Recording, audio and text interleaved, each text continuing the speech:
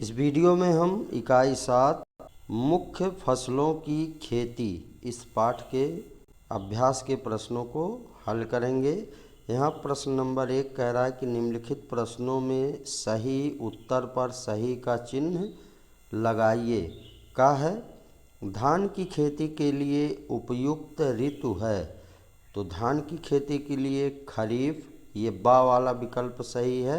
फिर खा है गेहूं की खेती की बुआई के लिए उपयुक्त माह है, तो इसका जो विकल्प सही है ये है आ नवंबर।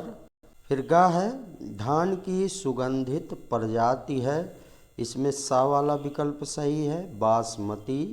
अरहर की देर से पकने वाली प्रजाति है, तो इसमें आ वाला विकल्प सही है बहार।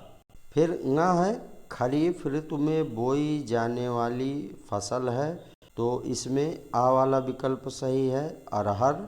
फिर इसके बाद प्रश्न 2 कह रहा निम्नलिखित में से बेमेल छांटकर लिखिए। का दिया है रबी, खरीफ, ऋतुएं, जायद, तो इसमें ऋतुएं ये बेमेल हो जाएगा। इसके बाद खा संकर, संकुल, देसी, गंगा वन, तो इसमें गंगा वन ये बेमेल हो जाएगा। फिर गा में दिया है गेहूँ, धान, बाजरा, ज्वार, तो इसमें गेहूँ बेमेल हो जाएगा। फिर घा में दिया हंसिया, फावड़ा, खुरपी, कुदाल, तो इसमें हंसिया बेमेल हो जाएगा। फिर इसके बाद ङा इसमें दिया है आ यूपी 2338, फिर बा टा 42, फिर सा यूजी 218 और दा पूसा 9072। अब इसमें सा और दा ये दोनों जो हैं उड़द की प्रजातियां हैं, बा वाला जो ये सरसों की प्रजाति है और आ जो है ये गेहूं की प्रजाति है। अब इसमें ये स्पष्ट नहीं है कि कौन सा बेमेल है, इसलिए इसमें किसी को भी बेमेल नहीं लिखेंगे। इसके बाद प्रश्न 3 कह रहा रिक्त स्थानों की पूर्ति कीजिए। का है गेहूँ रबी ऋतु की फसल के अंतर्गत आता है। फिर खा है खैरा रोग धान में लगता है।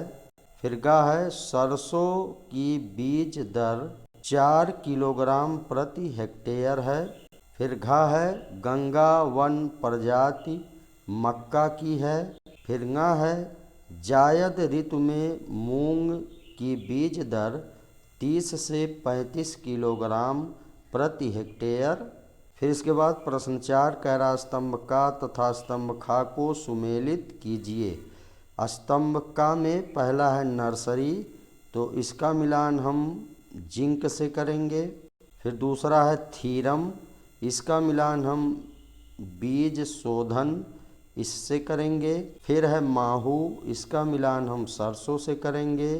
फिर है एल्युमिनियम फास्फाइड, इसका मिलान हम चूहा से करेंगे। फिर है खैरा, इसका मिलान हम धान से करेंगे। आगे प्रश्न 5 कह रहा निम्नलिखित प्रश्नों में से बेमेल छांट कर लिखिए।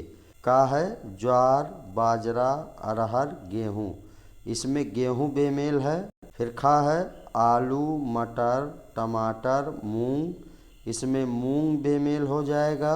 फिर गा है उर्द, मूंग, धान, चना, इसमें चना बेमेल हो जाएगा। फिर घा है सुफला टा 9, क्रांति टा 42, इसमें क्रांति ये बेमेल है। फिर ङा है आ जायद, बा रबी, सा खरीफ और दा बसंत, तो इसमें बसंत बेमेल हो जाएगा। प्रश्न 6 कह रहा निम्न प्रजातियां किस फसल से संबंधित हैं। पहला जैसे है साकेत 4, तो ये धान की प्रजाति है। फिर है UPS 120, ये अरहर की प्रजाति है। फिर है कुकरी चंद्रमुखी, ये आलू की प्रजाति है। फिर टा 42, ये पीली सरसों की प्रजाति है। फिर पूसा 9072, ये उड़द की प्रजाति है। फिर YL 337, ये मूंग की प्रजाति है। फिर वैशाली ये गेहूं की प्रजाति है। फिर कुकरी कुंदल ये जो है आलू की प्रजाति है। फिर प्रश्न 7 कह रहा निम्नलिखित फसलों के सम्मुख किन्हीं 3 प्रजातियों के नाम लिखिए। का है गेहूं, तो गेहूं का हो जाएगा PVW 343, फिर HD 2687 और वैशाली। फिर इसके बाद खा है धान, इसका हो जाएगा साकेत 4, सरजू 52, बासमती 370। फिर मूंग है, मूंग का हो जाएगा ML 337, ML 267 और पंत मूंग 2। फिर उड़द है, उड़द का हो जाएगा पंत उड़द 30, UG 218, पूसा 9072। इसके बाद सरसों, इसका हो जाएगा टा 42, पूसा कल्याणी सुफला। फिर इसके बाद प्रश्न 8 कह रहा है गेहूं की बुआई का समय, बीज की मात्रा, फसल सुरक्षा एवं खरपतवार नियंत्रण लिखिए। तो बुआई का समय ये हो जाएगा ठंडा एवं नमी युक्त जलवायु। बीज की मात्रा ये होगा 100 किलोग्राम प्रति हेक्टेयर। फसल सुरक्षा में पहले खरपतवार के लिए ये हो जाएगा 2,4-D की 500 ग्राम 700 लीटर पानी में घोलकर छिड़काव तथा आइसोप्रोट्यूरॉन 1.5 kg 700 लीटर पानी में घोलकर छिड़काव। फिर बीमारियां, गेहूं में लगने वाली बीमारियां, गिरुई, इसके लिए एंडोफिल M45, कंडुआ रोग के लिए 2.5 ग्राम थीरम प्रति केजी बीज। फिर इसके बाद कीड़े मकोड़े के लिए लिंडेन 1.6% धूल 25 kg प्रति हेक्टेयर की दर से। फिर चूहे के लिए एल्युमिनियम फास्फाइड की गोली। तो ये है फसल सुरक्षा एवं खरपतवार पर नियंत्रण तथा गेहूं की बुआई का समय और उसकी बीज की मात्रा। इसके बाद प्रश्न 9 कह रहा निम्नलिखित फसलों की ऋतु के अनुसार तालिका बनाइए। अब सबसे पहले धान है, तो धान वर्षा ऋतु की फसल है। फिर सरसों ये शीत ऋतु की फसल है। आलू ये भी शीत ऋतु की फसल है। गेहूं ये भी शीत ऋतु की फसल है। मूंग जो है वर्षा और ग्रीष्म दोनों ऋतुओं के लिए है। उड़द भी वर्षा और ग्रीष्म दोनों ऋतुओं के लिए है। ज्वार वर्षा ऋतु की फसल है। मक्का भी वर्षा ऋतु की फसल है। अरहर शीत ऋतु तथा ग्रीष्म ऋतु इनकी फसल है। इसके बाद प्रश्न 10 कह रहा परिस्थिति आधारित प्रश्नों को पढ़कर उत्तर दीजिए। का कह रहा है जल निकास उत्तम है तथा वर्षा अधिक होती है। इन परिस्थितियों में रमेश किन फसलों का चयन करेगा? तो इसके लिए अरहर सबसे उत्तम होगा। फिर खा है दिनेश के गेहूं के खेत में दीमक तथा गुझिया का प्रकोप है। ऐसी स्थिति में दिनेश किन कीट नियंत्रण दवाओं का प्रयोग करेगा? लिखिए। तो इसके लिए दिनेश को लिंडेन 1.6% धूल 25 किलोग्राम प्रति हेक्टेयर की दर से बुआई करनी चाहिए। फिर गा है संगम के खेत की मिट्टी मुलायम भुरभुरी अच्छे जल निकास वाली बलुई दोमट मिट्टी जिसका pH मान 6 से 7 के बीच है। विचार करके लिखिए कि ऐसी स्थिति में रबी की ऋतु में कौन सी फसल का चुनाव करें? तो इसका उत्तर होगा गेहूं। फिर घा कह रहा है विकास के पास टा 42, रागनी, पूसा कल्याणी, सुफला प्रजातियां उपलब्ध हैं। ऐसी परिस्थिति में कौन सी प्रजाति का चुनाव करें? किस फसल की खेती करें? तो इसका उत्तर होगा तीनों प्रजातियां सरसों की उन्नतशील किस्में हैं।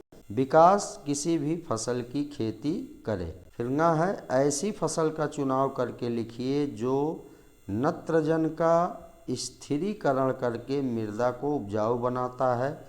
इसका उत्तर होगा चना। फिर प्रश्न 11 कह रहा निम्नलिखित संकेतों की सहायता से दी गई वर्ग पहेली हल कीजिए। तो सबसे पहले देखेंगे बाएं से दाएं। पहला है रबी ऋतु की फसल है, ये होगा गेहूँ। दूसरा खरीफ ऋतु की फसल है तथा पानी अधिक मात्रा में चाहिए, ये हो जाएगा धान। तीसरा रबी ऋतु में उगाई जाती है तथा कच्ची एवं पकाकर भी खाते हैं, ये हो जाएगा मटर। अब इसको भरेंगे बाएं से दाएं। नंबर 1 गेहूँ हो जाएगा, नंबर 2 धान हो जाएगा, नंबर 3 मटर हो जाएगा। इसके बाद ऊपर से नीचे 4 है बीज शोधन के लिए प्रयुक्त रसायन है, ये हो जाएगा थीरम। फिर 5 है हरे रंग का छोटा कीट को सरसों की फसल को ज़्यादा प्रभावित करता है, ये हो जाएगा माहू। ऊपर से नीचे भरेंगे। 4 नंबर में हो जाएगा थीरम और 5 नंबर में हो जाएगा माहू। फिर प्रश्न 12 कह रहा है कि अध्यापक की सहायता से विभिन्न ऋतु में फसलों के बीज का अंकुरण परीक्षण कीजिए एवं लिखिए। अब इसके उत्तर के लिए हो जाएगा बीज का अंकुरण। विभिन्न ऋतु में बीज का अंकुरण ससमय हो, इसके लिए नमी, प्रकाश, ऑक्सीजन आदि पर्याप्त होना चाहिए। उन्नतशील बीज का अंकुरण समय से होता है। इन सभी चीज़ों का हम परीक्षण भी कर सकते हैं और उसको देख सकते हैं कि विभिन्न फसलों में बीजों का अंकुरण किस तरह से होता है। फिर इसके बाद प्रश्न 13 कह रहा है फसलों की बढ़वार चक्र बनाइए। अब फसलें किस तरह से वृद्धि करती हैं उसको हमें इस प्रश्न के उत्तर में दिखाना है।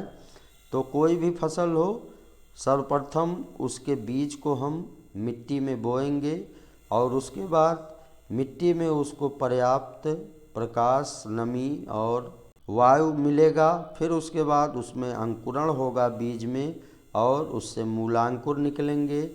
मूलांकुर फिर और बीज में जब वृद्धि होगी तो मूलांकुर और साथ ही साथ प्रांकुर ये निकलेंगे। प्रांकुर से फिर नन्हा पौधा बनेगा और मूलांकुर से पौधे की जो हैं जड़ें विकसित होंगी।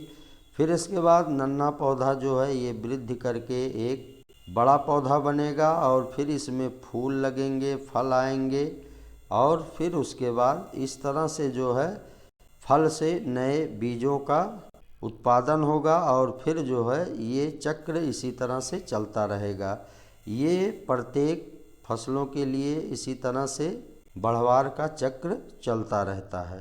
तो इस प्रकार ये फसल की बढ़वार चक्र का चित्र हो जाएगा। इसके बाद अगला जो प्रश्न कह रहा है चित्रों की सहायता से विभिन्न फसलों के बीजों की पहचान कर मिलान करिए। अब इसमें सबसे पहले दिया है गेहूँ, तो गेहूँ का मिलान हम चित्र के अंतिम चित्र से करेंगे, आई से, ये हो जाएगा गेहूँ। फिर इसके बाद दूसरा है मटर, मटर का मिलान हम यफ से करेंगे, ये हो जाएगा मटर। फिर चना है, चने का मिलान हम ई से करेंगे, ये हो जाएगा चना। फिर सरसों है, सरसों का मिलान हम जी से करेंगे। फिर धान है, धान का मिलान हम यच से करेंगे। फिर उड़द है, उड़द का मिलान हम ए से करेंगे। मूंग है, मूंग का मिलान हम बी वाले चित्र से करेंगे। फिर अरहर है, अरहर का मिलान हम सी वाले चित्र से करेंगे। और अंत में मक्का है, मक्का का मिलान हम डी से करेंगे। इस प्रकार हम विभिन्न फसलों के बीजों का मिलान उनके नाम से करेंगे। इस वीडियो में बस इतना ही। धन्यवाद।